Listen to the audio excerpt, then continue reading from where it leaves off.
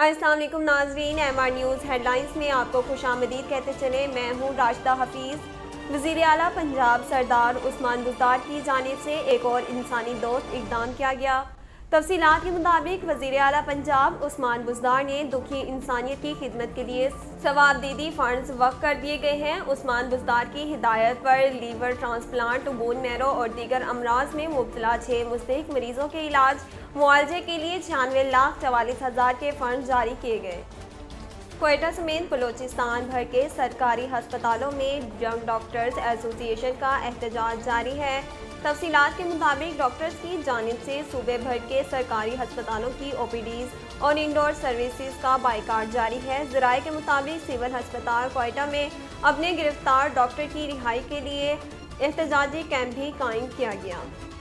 بین الصوبائی وزرائے تعلیم کانفرنس کا اجلاس آج ہوگا۔ تفصیلات کے مطابق بین الصوبائی وزرائے تعلیم کانفرنس میں اجلاس کی صدارت وفاقی وزیر تعلیم شفقت محمود کریں گے، جس میں تمام صوبوں کے وزرائے تعلیم شریک ہوں گے۔ ذرائع کے مطابق اجلاس میں سردیوں کی چھٹیوں سے متعلق غور ہوگا اور صوبائی نظام تعلیم سے متعلق اصلاحات کا جائزہ بھی لیا جائے گا۔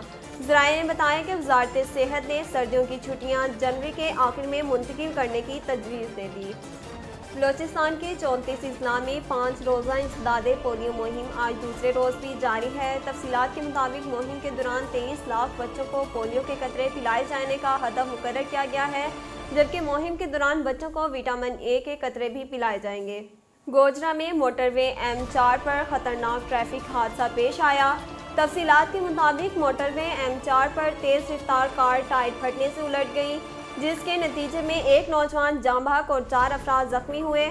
پولیس کا کہنا ہے کہ لاش اور زخمیوں کو طبی امداد کے لیے تحصیل ہیڈ کوارٹر ہسپتال منتقل کر دیا گیا، جبکہ مرنے والے نوجوان کی شناخت ندیم کے نام سے ہوئی۔ موٹر وے M1 پشاور سے لے کر رجکی تک شدید دھند کی وجہ سے بند کر دی گئی۔ تفصیلات کے مطابق یہ اقدام موٹر وے استعمال کرنے والوں کی حفاظت کے پیش نظر اٹھایا گیا۔ موٹر وے پولیس کا کہنا ہے کہ دھند کی شدت میں کمی واقع ہوتے ہی موٹر وے ٹریفک کے لیے کھول دی جائے گی۔ عوام سے گزارش ہے کہ دھند کے موسم میں غیر ضروری سفر سے گریز کریں۔